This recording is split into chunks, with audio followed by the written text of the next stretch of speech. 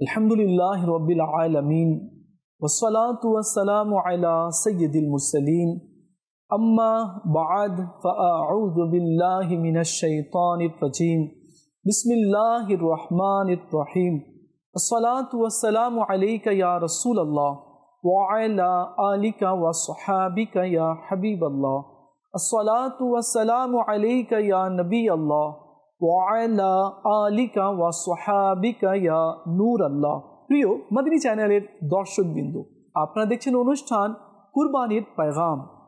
আর আজকে অনুষ্ঠানে আমরা যে বিষয় নিয়ে আলোচনা করব তা হচ্ছে প্রাণীর উপরে জুলুম করবেন না। তো অনেক সময় দেখা যায় কি কুরবানির জানোয়ার তো নিয়ে আসলাম কোথায় বাঁধলাম, অনেক মশা রয়েছে, সেখানে আমরা বেঁধে দিলাম, পানি দিচ্ছি না, খাবার আমরা দিচ্ছি না, তার যত্ন নিচ্ছি না। তো এমন করা কিন্তু যাবে না। গরু নিয়ে এসেছি, এখন তার কি করতে হবে? যত্ন নিতে হবে। ছাগল হোক, দুম্বা হোক, উট হোক বা মহিষ হোক, যা আমরা নিয়ে এসেছি এটার কি করতে হবে? যত্ন করতে হবে।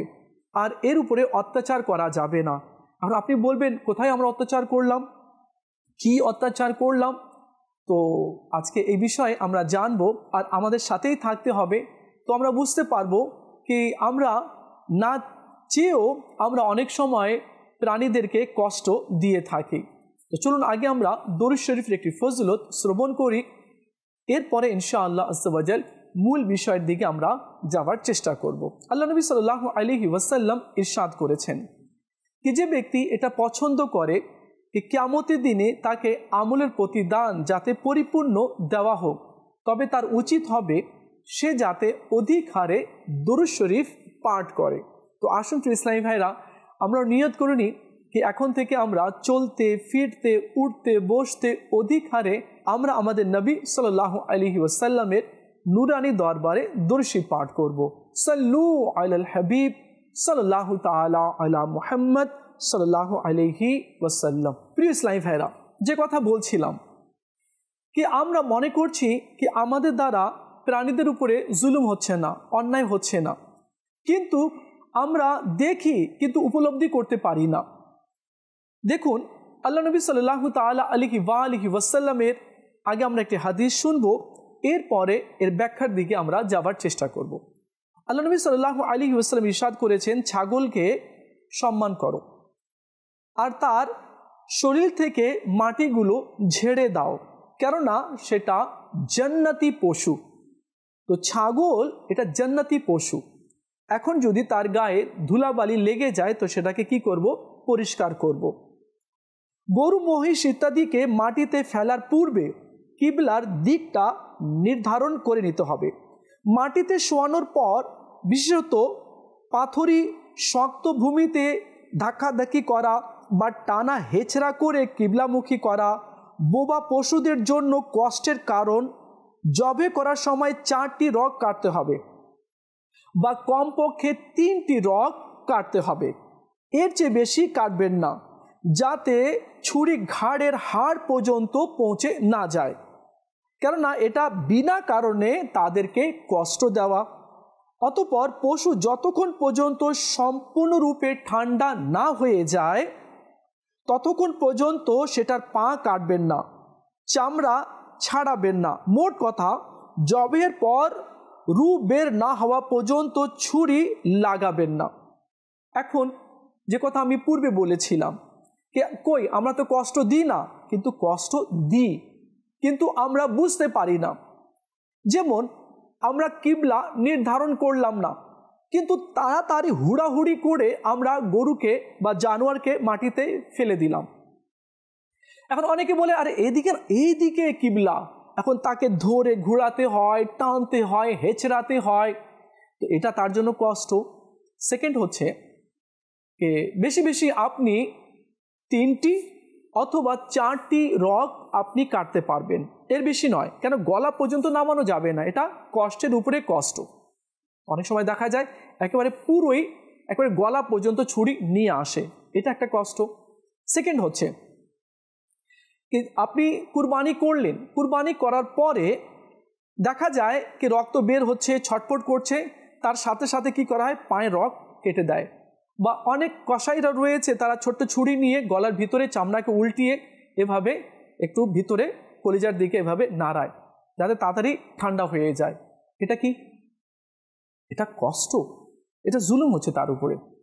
আপনি কুরবানি করেছেন, 3টা অথবা 4টা রগ কেটে ফেলেছেন, স্থির হন, ঠান্ডা হন, 5 মিনিট সময় দিন আপনি তাকে ঠান্ডা হতে।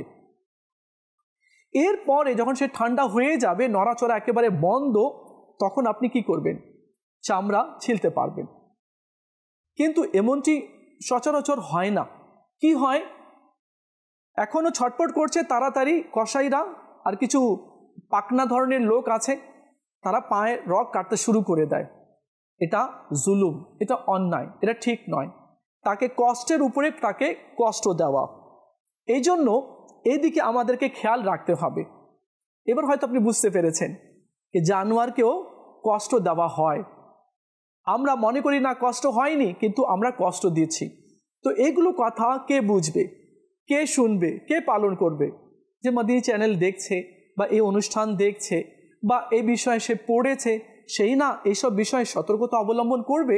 চলুন এ বিষয়ে কি বলা হয়েছে আমরা শুনি। বাহারে শরিয়তের 16তম খণ্ডে 259 পৃষ্ঠায় বর্ণিত হয়েছে, পশুদের উপর জুলুম করা বন্দি কাফিরদের উপর জুলুম করার চেয়েও জঘন্য। পশুদের উপর আপনি জুলুম করছেন, তো এই জুলুমটা বন্দি অমুসলিম যে রয়েছে এর উপরে জুলুম করার চেয়েও জঘন্য। আর বন্দীদের উপর জুলুম করা মুসলমানদের উপর জুলুম করার চেয়েও জঘন্য। কেননা পশুকে সাহায্য করার জন্য আল্লাহ পাক ব্যতীত কোনো সাহায্যকারী নেই।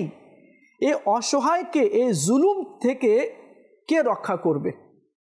বুঝতে পেরেছেন? তাহলে এটা বন্দি অমুসলিমদের উপরে যে জুলুম হচ্ছে তার থেকে এটা নিকৃষ্ট রয়েছে। কোনটা?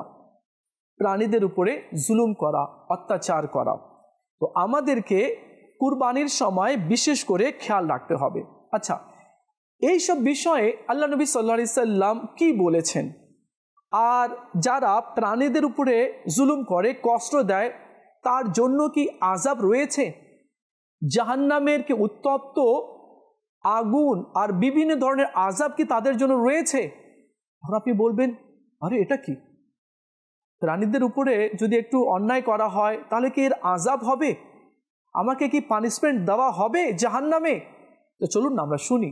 আল্লাহ নবী সাল্লাল্লাহু তাআলা আলাইহি ওয়া আলিহি ওয়াসাল্লাম ইরশাদ করেন কি, আমি জাহান্নামে এক মহিলাকে দেখলাম, যে মহিলাকে ঝুলন্ত অবস্থায় রাখা হয়েছে জাহান্নামে, আর একটি বিড়াল তাকে নিজের নখ দিয়ে তার চেহারা এবং বুককে আঁচড়াচ্ছে। কারণ ছিল কি, ওই মহিলাটি ওই বিড়ালকে বেঁধে রেখেছিল আর তাকে কিছু খেতে দেয়নি, আর এইভাবে তাকে মেরে ফেলেছে, যার কারণে আল্লাহ তাআলা ওই মহিলাকে জাহান্নামে আযাব দিচ্ছে। তাহলে চিন্তা করুন, যদি এক বিড়ালকে বেঁধে রাখার কারণে, ক্ষুধার্ত রাখার কারণে, আর সে বিড়াল ক্ষুধার্ত অবস্থায় মারা গেল, এই কারণে যদি ওই মহিলাকে জাহান্নামে নিক্ষেপ করা হয়, তো অন্যান্য পশুদের উপরে কেউ যদি জুলুম করে, তো এই রেওয়ায়ত যে আছে, এই হুকুম সকলের উপরেই রয়েছে। এখন কেউ যদি অযথা মুরগ রয়েছে, ছাগল রয়েছে, গরু রয়েছে, পাখি রয়েছে, যদি অযথা তাদের উপরে যদি এভাবে জুলুম করা হয়, তবে তারা কিয়ামতের দিনে শাস্তি পাবে।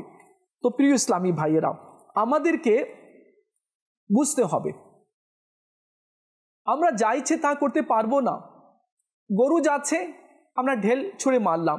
কুকুর যাচ্ছে, কি সুন্দর কুকুর বসে আছে রাস্তার এক পাশে, এখন একজন বকাটে বড় ইট নিল, ধম করে তাকে মারে দিল। কেন ভাই, কি হয়েছে? এটা কি? তোমার সমস্যাটা কোথায়? হ্যাঁ, তুমি তো ঠিকই যাচ্ছিলে বাজারের দিকে, ঘরের দিকে, স্কুলের দিকে, মানে কোথাও যাচ্ছিলে, মানে কি হয়েছিল এটা কি তোমাকে? মানে কি হয়েছিল ওটা কি? মানে কি হলো কি কুকুরকে দেখে কি আপনি তাকে ইট দিয়ে অযথা মারলেন তাকে? আপনি কি মনে করছেন? মেরে দিলাম, বা বাহাদুর, খুব বড় বাহাদুর, একেবারে বীর পালোয়ান, এটা কি? এটা পালওয়ানও না, বীরও না। মনে রাখতে হবে কিয়ামতের দিনে কিন্তু আপনাকে ওইভাবে শাস্তি দেওয়া হবে। যদি ওই কুকুরটা যদি মারা যায়, তাহলে কিয়ামতের দিনে আপনাকে জাহান্নামে উল্টো ঝুলিয়ে দেওয়া হবে, আর ওই কুকুর নিজের নখ দিয়ে আপনাকে আঁচড়াবে এবং আপনাকে কষ্ট দিবে। অনেক সময় দেখা যায় ব্যাঙ থাকে, ব্যাঙ করে, তো কিছু ছেলেরা কি করে, তাকে ঢেল মারে। পাখি চুপচাপ বসে আছে কি সুন্দর, অযথা তাকে ঢেল মারে। আচ্ছা, আরো কিছু লোক রয়েছে, গরুকে গোয়াল ঘর থেকে টেনে আনছে, গরু আসছে না, বড় একটা ব্যাত নেয়, আর নেবার পরে গরুকে বা অন্য প্রাণীকে মারতে শুরু করে। ভাই এটা কি হয়ে গেছে ভাই? তোমার এত জোর, তোমার এত ক্ষমতা, তোমার এত শক্তি, যার মুখ নাই, বলতে পারে না, যে অভিযোগ করতে পারে না, কাউকে নালিশ দিতে পারে না, আপনি তাকে মারতে শুরু করলেন। আপনি বলবেন টানছিলাম, ও আসছিল না, ঢিট হয়ে গেছে গরু। ও ভাই, আপনার মতো কি তার জ্ঞান আছে, বুদ্ধি আছে? আপনি তো অনেক পাপ করেন, অনেক গুনাহ করেন, নাফরমানি করেন। তো চিন্তা করেন কি একটা গরুর উপরে আমি এমন করলাম, বা একটা প্রাণীর উপরে আমি এমনটি করলাম, আমার রব আমাকে দেখছে, আমার গুনাহের কারণে যদি পাকড়াও করে নেয় তখন কি হবে? অনেক কসাই ভাইরা রয়েছে, তো উনারা তো সব কসাইয়ের কথা বলছি না, কিছু আল্লাহ আল্লাহ আল্লাহ মাফ করুক, একেবারে ধাম করে গরুকে মাটিতে আঁচড়াবে আর শুরু হয়ে যাবে, মানে খুব স্পিডে, তাড়াতাড়ি। না না, এমন করা কিন্তু ঠিক নয়। তাকে একটু সময় দিন, কসাই ভাইরা যাতে এমনটি না করে। দেখুন প্রিয় ইসলামী ভাইরা, কুরবানি দেওয়ার সময় তামাশা করা যাবে না। আপনি হয়তো দেখেছেন আপনার মহল্লাতে, আপনার বাড়িতে, আপনার গ্রামে, যে কুরবানি করবে ছুরি নিয়ে আসলো, এখন বাচ্চারা ভিড় লাগিয়ে দেয়, ধাক্কা ধুক্কি করে, তামাশা বানিয়ে দেয়, চিল্লাচিল্লি করে, হইচই করে। তো ভাই, এটা কি তামাশার জায়গা? এটা কি হইচই করার জায়গা? যে কুরবানি দিচ্ছে, তো তার উচিত হচ্ছে এই ভিড় ভাড়গুলোকে দূর করা, যাতে তামাশা না বানায়, এদিকে খেয়াল রাখা। আর গরু বা মহিষ বা উট বা ছাগল জব করার সময়, কুরবানি করার সময়, কিছু বিজ্ঞ যারা জানে এই সম্পর্কে, ধরতে পারে ভালো করে, তো এদেরকে এই কাজের মধ্যে নিয়োগ করার দরকার। যদি নারীকে, মানে কিছুই জানে না, তাকে দেন, তো সে ধরবে কম, ডিস্টার্ব করবে বেশি, গরুকেও বা প্রাণীকেও কষ্ট দিবে আর নিজেও সে কষ্ট পাবে। তো এই জন্য যারা এই বিষয়ে অভিজ্ঞ রয়েছে তাদেরকে এই কাজে আসার দরকার। প্রিয় ইসলামী ভাইয়েরা, দেখুন, পশু নিজ হাতে জব করা, কুরবানি করা উত্তম রয়েছে। আর যদি আপনি পারেন না, আর শখ আপনার কি আপনি হাত লাগাবেন, তবে আপনাকে বিসমিল্লাহি আল্লাহু আকবার বলতে হবে। অনেকে বলেন ভাই আমি একবার পোজ দিব, এরপরে তুমি দিয়ে দিও, তুমি তো জানো। বলে ঠিক আছে, তো আপনি পোজ দিলেন, মানে এভাবে ছুরি চালালেন, তো বিসমিল্লাহি আল্লাহু আকবার আপনি বললেন, কিন্তু যে আপনাকে হেল্প করলো সে বিসমিল্লাহি আল্লাহু আকবার পড়লো না, আর সে মনে করলো ও তো পড়েছে, আমার পড়ার দরকার নাই, তাহলে কুরবানি হবে না। হ্যাঁ, এটা মনে রাখতে হবে, যে হাউস করেছে বা ইচ্ছা করেছে কি আমি কুরবানি করব, তারপরে কসাই পুরোটা করে দিবে, তো উভয়কে পড়তে হবে। একজন যদি না পড়ে, একজন পড়লো আর মনে করলো না ও সে তো পড়েছে, আমার পড়ার প্রয়োজন নেই, তাহলে কুরবানি হবে না। এদিকে আমাদেরকে খেয়াল রাখতে হবে। প্রিয় ইসলামী ভাইরা, হযরত সাইয়েদনা শাদ্দাদ বিন আওস রাদিয়াল্লাহু তাআলা আনহু থেকে বর্ণিত, আল্লাহ নবী সাল্লাল্লাহু তাআলা আলাইহি ওয়া আলিহি ওয়াসাল্লাম ইরশাদ করেন, আল্লাহ পাক প্রত্যেক বস্তুর সাথে ভালো আচরণ করতে আদেশ করেছে। এরপরে হাদিসে পাকের মধ্যে রয়েছে, যখন তোমরা কোনো পশু জবেহ করো, তখন উত্তম পদ্ধতিতে জবেহ করো, এবং তোমরা তোমাদের ছুরিকে ভালোভাবে ধার করে নাও, এবং জবেহের পশুকে আরাম দাও। যখন জবে হয়ে যায় তো তাকে কি করো? আরাম দাও। আচ্ছা, জবে করার আগের দিনে কি করতে হবে? গরুকে, ছাগলকে, উট, দুম্বাকে খেতে দিতে হবে।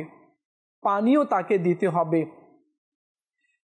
যা মনে করেন কি হ্যাঁ এটা ভালো খাবার আছে তাকে আমি দিই, তো পশুকে খেতেও দিতে হবে। এটা নাকি তাকে খেতেও দেন নেই, পানিও দেন নেই পান করতে, আর আপনি কি করলেন, কুরবানি করলেন, তো এমন না, বরং যদি কুরবানির আগে তাকে পানি দিয়ে দিলেন পান করতে তাহলে ভালো হয়। প্রিয় ইসলামী ভাইরা, জবে করার সময় আল্লাহ পাকের সন্তুষ্টির জন্য পশুকে দয়া করা সওয়াবের কাজ। যেমন একজন সাহাবী রাসূল করিম সাল্লাল্লাহু আলাইহি ওয়াসাল্লামের খিদমতে আরজ করলেন, ইয়া রাসূলুল্লাহ সাল্লাল্লাহু আলাইহি ওয়াসাল্লাম, ছাগল জবের সময় আমার খুব মায়া হয়। তখন আল্লাহ নবী সাল্লাল্লাহু আলাইহি ওয়াসাল্লাম ইরশাদ করলেন, যদি সেটির প্রতি করুণা করো তবে আল্লাহ তোমার প্রতি দয়া করবে। সুবহানাল্লাহ। তো হাদিসে পাকের মধ্যে এসেছে না, দয়া করো তোমার উপরে দয়া করা হবে, তুমি ক্ষমা করো তোমাকেও ক্ষমা করা হবে, তুমি কাউকে সম্মান দিবে তো আল্লাহ তাআলা তোমাকে সম্মান দান করবে। তো এগুলো তো আমাদেরকে শিখতে হবে, এগুলো তো করতে হবে না। আজ ছেলে তার মাকে সম্মান দিচ্ছে না, আজ মেয়ে তার বাবাকে সম্মান দিচ্ছে না, আজ ছোট ভাই বড় ভাইকে সম্মান দিচ্ছে না, বড় ভাই ছোট ভাইকে সম্মান দিচ্ছে না। তো এটা কেমন কথা?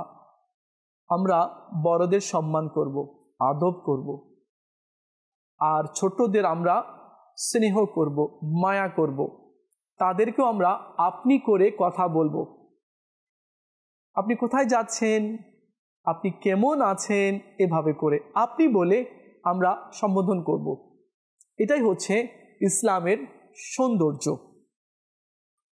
সদরুল শরিয়া বদরুত তরিকা হজরত আল্লামা মুফতি আমজদ আলী আজমি রহমতুল্লাহি তাআলা আলাইহি বলেন, কুরবানি করার আগে সেই পশুকে খাবার দাও, অর্থাৎ পিপাসার্ত ও ক্ষুধার্ত অবস্থায় জবাই করবেন না, এবং এক পশুর সামনে অপর পশুকে জব করবেন না, আর আগে থেকে ছুরিকে ধার করে নেবেন, এমন যেন না হয় পশু ফেলার পর সেটার সামনে ছুরি আপনি ধার করছেন। অনেকে দেখা যায় কি এক পরিবারে 2টা 3টা প্রাণী জবেও হয়, কুরবানি হয়, তো অন্যান্য পশুর সামনে জব করবেন না, সাইড করে রাখবেন। একটা প্রাণীকে আনলেন, কুরবানি দিলেন, আরেকটা আনলেন, এমন করবেন না যে প্রাণীকে, গরুকে বা ছাগলকে তো আপনি নিচে ফেলে দিলেন, এখন যে জব করবে সে দেখছে ছুরি ভোতরা, আরে ভাই এটা কি, ধার করো, এখন ধার করা হচ্ছে না। যে কুরবানি করবে তার ছুরি যাতে ধারালো থাকে এই দিকে খেয়াল রাখতে হবে। আমি কেন বলছি এই জন্য, যাতে করে তাড়াতাড়ি ভালোভাবে যাতে কুরবানি হয়ে যায়। যে কুরবানি করবে সে যাতে ইউজ টু হয়। এখন দেখা যায় এইদিকে একবার জব করলো, চামড়া কেটে গেল, আবার ছুরি উঠালো, আবার অন্য জায়গায় এদিকে করলো, এক জায়গায় 2 জায়গা 3 জায়গা না, এক জায়গাতেই করতে হবে। তো এতে প্রাণী বেশি কষ্ট পায়। তো এগুলো শিখে নিতে হবে। এটা নাকি জজবা চলে আসলো, আমি করব, আমি করব, ও ভাই একটু দাঁড়াও, ঠিক আছে তুই করবি, আগে শিখেলে, আগে বুঝেলে তারপরে। প্রিয় ইসলামী ভাইরা, রাসূল করিম সাল্লাল্লাহু তাআলা আলাইহি ওয়াসাল্লাম এক ব্যক্তির পাশ দিয়ে অতিক্রম করলেন। সে ছাগলের ঘাড়ে পা রেখে ছুরি ধার করছিল, আর ছাগল তার দিকে তাকিয়েছিল। আল্লাহর প্রিয় রাসূল সাল্লাল্লাহু আলাইহি ওয়াসাল্লাম তাকে ইরশাদ করলেন, তুমি প্রথমে কি তা করতে পারতে না? অর্থাৎ ছুরি ধার করলে না কেন প্রথমে? তুমি তাকে কি কয়েকবার মারতে চাও? এটাকে শোয়ানোর আগে নিজের ছুরি কেন ধার করলে না? তো আল্লাহ নবী সাল্লাল্লাহু আলাইহি ওয়াসাল্লামও এই দিকে খেয়াল রাখার তিনি আদেশ করেছেন। আমিরুল মুমিনিন হযরত সাইয়েদনা ওমর ফারুক আজম রাদিয়াল্লাহু তাআলা আনহু এক ব্যক্তিকে দেখলেন যে ছাগলকে জব করার জন্য সেটার পা ধরে হেঁচড়াচ্ছে। তখন তিনি রাদিয়াল্লাহু তাআলা আনহু বললেন, তোমার জন্য দুর্ভাগ্য, এটাকে জবে করার জন্য ভালোভাবে নিয়ে যাও। তো আমি শুরুতেই বলেছিলাম, অনেক লোকেরা প্রাণীর উপরে জুলুম করে, কিন্তু সে নিজেই বুঝে না কি আমি কত বড় জুলুম করে বসেছি। তো আজকে আমরা যা কিছু শুনেছি এগুলো আমরা স্মরণ রাখবো, নিজেও আমল করব, আর এই সতর্কমূলক কথাগুলো আমরা অন্যান্যদেরকে জানানোর, শেখানোর, বোঝানোর চেষ্টা করব। আল্লাহ তাআলা আমাদের সবাইকে বোঝার তৌফিক দান করুক। প্লিজ লাইভের আপনারা দেখছিলেন অনুষ্ঠান কুরবানির পয়গাম, আর আজকে আমরা কিছু সতর্কমূলক কথাগুলো জানার চেষ্টা করেছি। দেখা হবে আগামী পর্বে আরেকটি বিষয় নিয়ে আলোচনা করব। ততক্ষণ ভালো থাকবেন আর মদিনী চ্যানেলের সঙ্গেই থাকবেন। সাল্লু আলাল হাবিব সাল্লাল্লাহু তাআলা আলা মুহাম্মদ সাল্লাল্লাহু আলাইহি ওয়াসাল্লাম।